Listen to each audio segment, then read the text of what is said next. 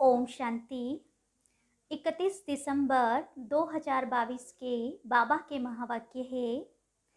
बाबा ने कहा, मीठे बच्चे, तुम्हें शिव जयंती का त्योहार बड़ी धूमधाम से मनाना है। यह तुम्हारे लिए बहुत बड़ा खुशी का दिन है। सबको बाप का परिचय देना है। प्रश्न है, कौन से बच्चे अपना बहुत बड़ा नुकसान करते हैं? घाटा कब पड़ता है? जो बच्चे चलते चलते पढ़ाई छोड़ देते हैं, वे अपना बहुत बड़ा नुकसान करते हैं। बाबा रोज इतने हीरे रत्न देते हैं, गुह्य पॉइंट सुनाते हैं। अगर कोई रेगुलर नहीं सुनते तो घाटा पड़ जाता है, नापास हो जाते हैं, स्वर्ग की ऊंची बादशाही गवा देते हैं, पद भ्रष्ट हो जाता है। गीत है, रात के राही थक मत जाना, सुबह की मंजिल दूर नहीं। ओम शांति।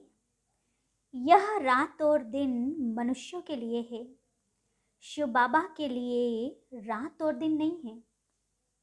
यह तुम बच्चों के लिए है, मनुष्यों के लिए नहीं। यह तुम बच्चों के लिए है, मनुष्यों के लिए है। ब्रह्मा की रात ब्रह्मा का दिन गाया जाता है। शिव का दिन, शिव की रात ऐसे कभी नहीं कहा जाता। सिर्फ एक ब्रह्मा भी नहीं कहा जाएगा।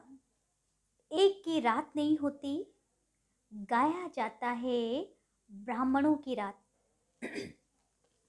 तुम जानते हो, अभी भक्ति मार्ग का अंत साथ साथ घोर अंधियारे का भी अंत है। बाबा कहते हैं, मैं आता ही तब हूँ जबकि ब्रह्मा की रात होती है। तुम अभी सवेरे के लिए चलने लग पड़े हो। जब तुम ब्रह्मा की संतान आकर बनते हो, तब तुमको ब्राह्मण कहा जाता है। ब्राह्मणों की रात पूरी हो, फिर देवताओं का दिन शुरू होता है। ब्राह्मण जाकर देवता बनेंगे। इस यज्ञ से बहुत बड़ी बदली होती है। पुरानी दुनिया बदल कर नई होती है। कलयुग है पुराना युग, सतयुग है नया युग, फिर त्रेता 25% पुराना, द्वापर 50% पुराना। युग का नाम ही बदल जाता है। कलयुग को सब पुरानी दुनिया कहेंगे। ईश्वर कहा जाता है बाप को, जो ईश्वरीय राज्य स्थापन करते हैं। बाप कहते हैं, मैं कल्प कल्प संगम युग में आता हूँ। टाइम तो लगता है ना, यूं तो है 1 सेकंड की बात, परंतु विकर्म विनाश होने में समय लगता है, क्योंकि आधा कल्प के पाप सिर पर हैं। बाप स्वर्ग रचता है तो तुम बच्चे भी स्वर्ग के मालिक तो बनेंगे, परंतु सिर पर जो पापों का बोझा है उनको उतारने में टाइम लगता है। योग लगाना पड़ता है। अपने को आत्मा जरूर समझना है। हमारा बाप, टीचर, गुरु तीनों ही रूहानी है। याद भी उनको करते हैं। यह है पुराना शरीर, इनको क्या श्रृंगार करना है, परंतु अंदर में समझते हैं अभी हम वनवाह में हैं। ससुर घर नई दुनिया में जाने वाले हैं। पिछाड़ी में कुछ भी नहीं रहता है, फिर हम जाकर विश्व के मालिक बनते हैं। इस समय सारी दुनिया जैसे वनवाह में है। इसमें रखा ही क्या है? कुछ भी नहीं। जब ससुर घर था तो हीरे जवाहरों के महल थे, माल ठाल थे। अभी फिर पीहर घर से ससुर घर जाना है। अभी तुम किसके पास आए हो? कहेंगे बाप दादा के पास। बाबा ने दादा में प्रवेश किया है। दादा तो है ही यहाँ का रहवासी, तो बाप दादा दोनों कंबाइंड है। परम पिता परमात्मा पतित पावन है। उनकी आत्मा अगर श्री कृष्ण में होती, वह ज्ञान सुनाती, तो श्री कृष्ण को भी बाप दादा कहा जाता। परंतु श्री कृष्ण को बाप दादा कहना शोभता नहीं है। ब्रह्मा ही प्रजापिता गाया हुआ है। बाप ने समझाया है, यह 5000 वर्ष का चक्र है। तुम बच्चे प्रदर्शनी जब दिखाते हो तो उनमें यह भी लिखो कि आज से 5000 वर्ष पहले भी हमने यह प्रदर्शनी दिखाई थी और समझाया था कि बेहद बाप से स्वर्ग का वर्षा कैसे लिया जाता है। आज से 5000 वर्ष पहले मुआफिक फिर से हम त्रिमूर्ति शिव जयंती मनाते हैं। यह अक्षर ज़रूर डालना पड़े। यह बाबा डायरेक्शन दे रहे हैं, उस पर चलना है। शिव जयंती की तैयारी करनी है। नई नई बातें मनुष्य वंडर खाएंगे।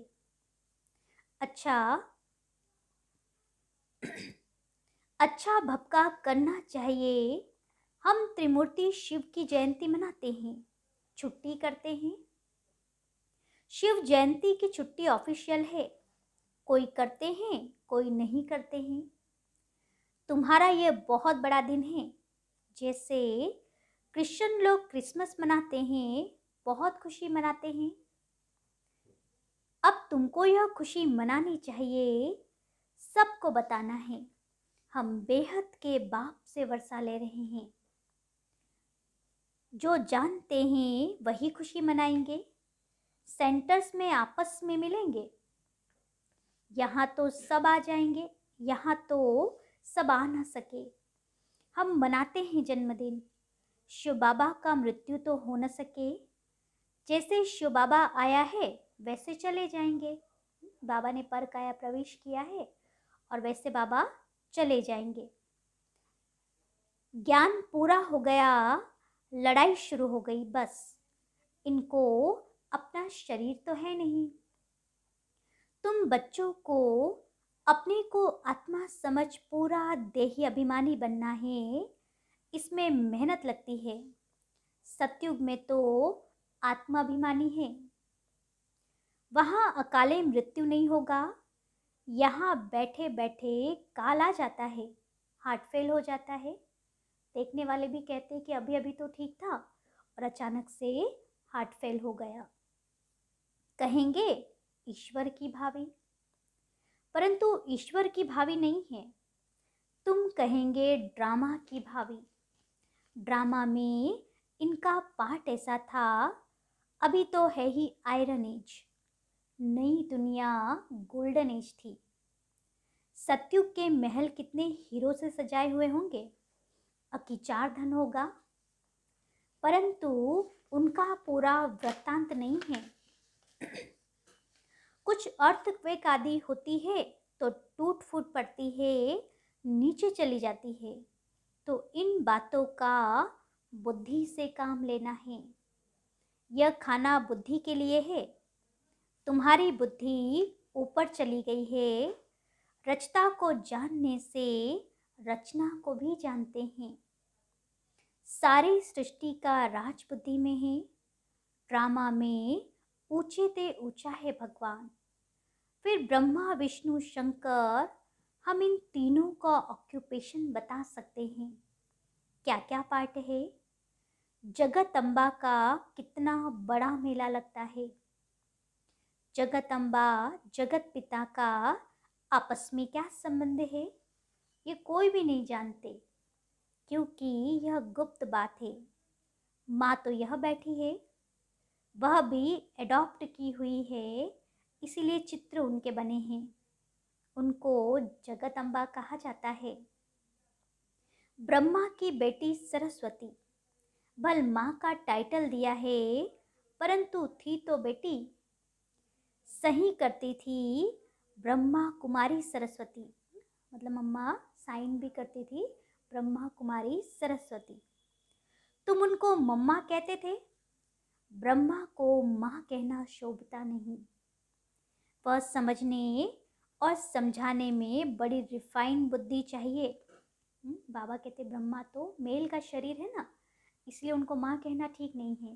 तो ये समझने और समझाने की रिफाइन बुद्धि चाहिए कि उनके अंदर शिव बाबा ने प्रवेश किया है, इसीलिए वो हमारी माँ भी है। तो यह गुह्य बातें हैं। तुम किसके भी मंदिर में जाएंगे तो झट उनका ऑक्यूपेशन जान लेंगे। गुरु नानक के मंदिर में जाएंगे तो झट बता देंगे कि वह फिर कब आएंगे। उन लोगों को कुछ पता नहीं है, क्योंकि कल्प की आयु लंबी कर दी है। तुम वर्णन कर सकते हो। बाप कहते हैं देखो मैं तुमको कैसे पढ़ाता हूँ, आता कैसे हूँ। श्री कृष्ण की तो बात ही नहीं, गीता का पाठ करते रहते हैं। कोई 18 अध्याय याद करते हैं तो उनकी कितनी महिमा हो जाती है। एक श्लोक सुनाएंगे तो कहेंगे वाह वाह, इन जैसे महात्मा तो कोई है नहीं। आजकल तो रिद्धि सिद्धि भी बहुत है, जादू का खेल बहुत दिखाते हैं, दुनिया में ठगी बहुत है। बाप तुमको कितना सहज समझाते हैं, परंतु पढ़ने वालों पर मदार है। टीचर तो एक रस पढ़ाते हैं, कोई नहीं पढ़ेंगे तो नापास होंगे। यह भी होना जरूर है। सारी राजधानी स्थापन होनी है। तुम यह ज्ञान स्नान कर ज्ञान का गोता लगाए परिस्तान की परी अर्थात स्वर्ग के मालिक बन जाते हो। रात दिन का फर्क है। वहाँ तत्व भी सतो प्रधान होने से शरीर भी एक्यूरेट बनता है, नेचुरल ब्यूटी रहती है। वह ईश्वर की स्थापन की हुई भूमि। अभी आसुरी भूमि है। स्वर्ग नर्क में बहुत फर्क है। अभी तुम्हारी बुद्धि में ड्रामा के आदि मध्य अंत का राज बैठा हुआ है, नंबरवार पुरुषार्थ अनुसार। बाप कहते हैं अच्छी रीति पुरुषार्थ करो। बच्चियां नए नए स्थान पर चक्र लगाने जाती है। अगर अच्छी माताएं आदि हैं तो सर्विस को जमाना पड़े।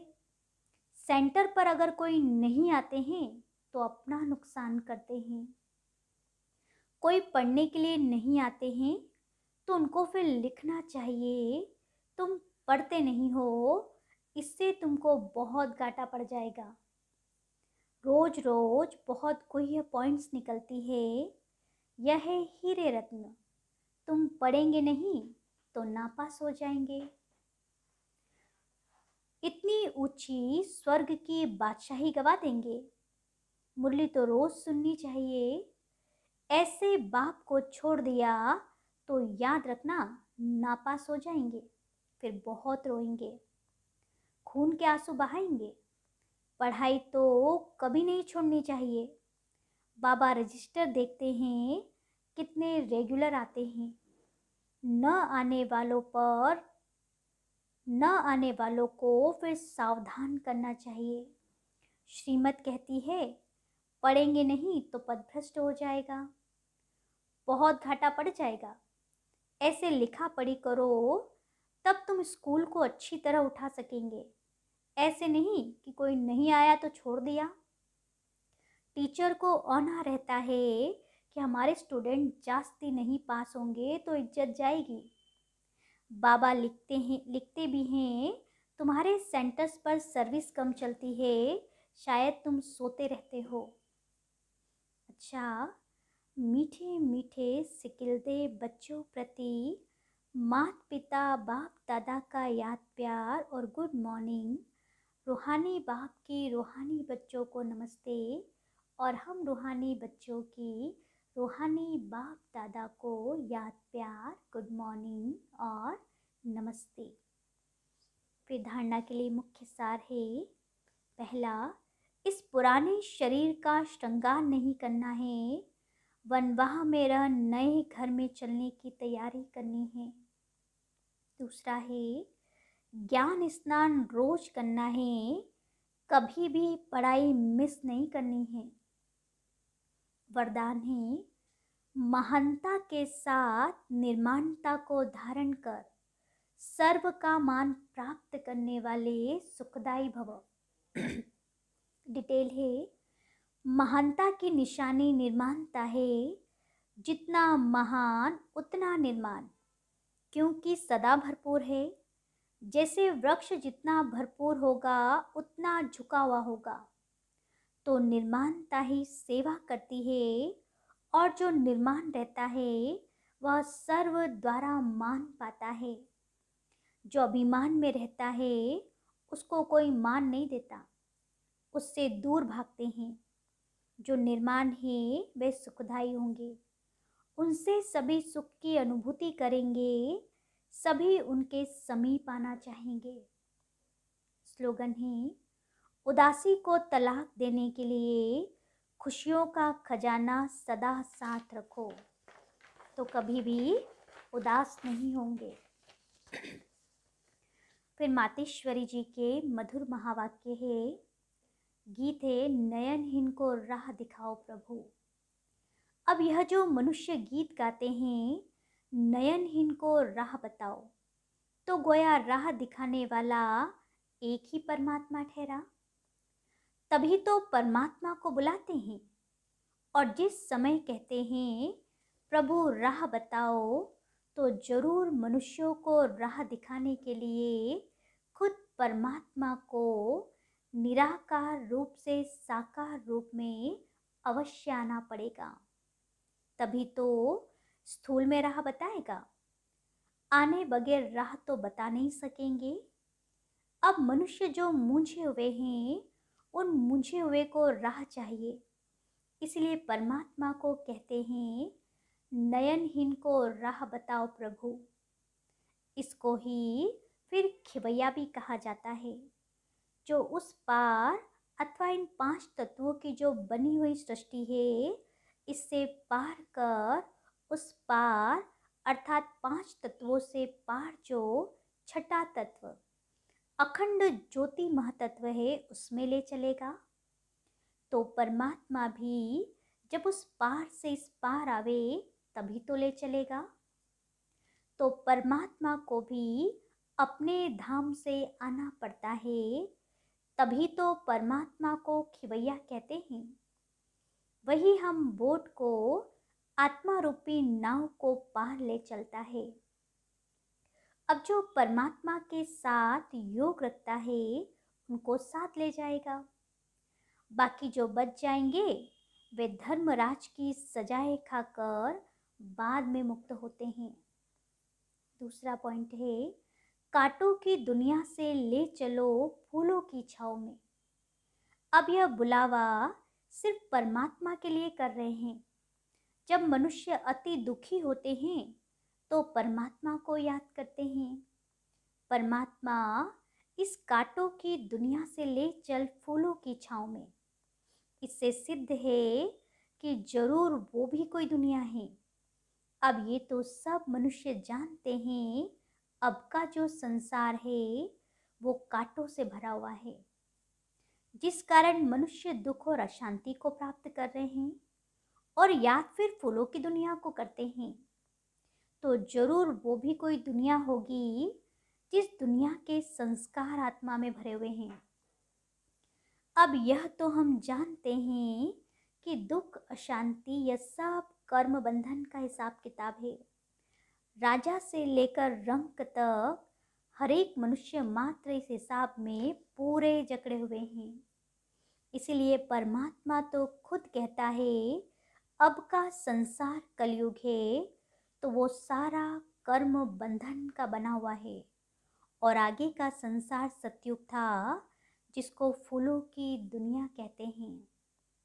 अब वो है कर्म बंधन से रहित जीवन मुक्त देवी देवताओं का राज्य, जो अब नहीं है।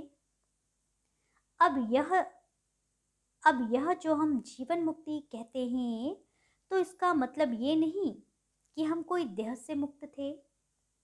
उन्हों को कोई देह का भान नहीं था।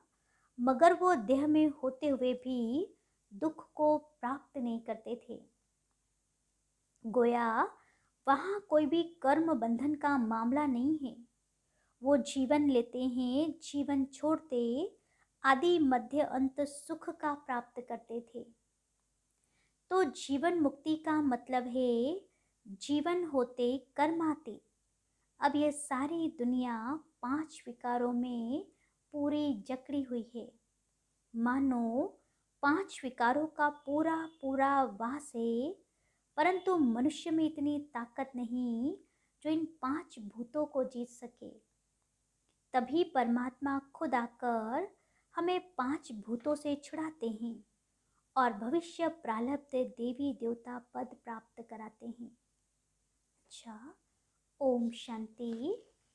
फिर पुरुषार्थ की आज की हमारी पॉइंट है, कोई भी कमजोरी जरा सा स्वप्न मात्र भी हो, उसे दृढ़ संकल्प से बाप को दे दो तो बाप दादा की एक्स्ट्रा मदद मिलेगी। सच्चे दिल से देना, ऐसे नहीं देखना, ऐसे नहीं देखता हूँ होता है या नहीं होता है। सच्चे दिल से अगर संकल्प करेंगे तो कुछ न कुछ एक्स्ट्रा मदद मिलेगी। दिल से पुरुषार्थ करेंगे तो बाप की मदद अवश्य मिल जाएगी। अच्छा, ओम शांति।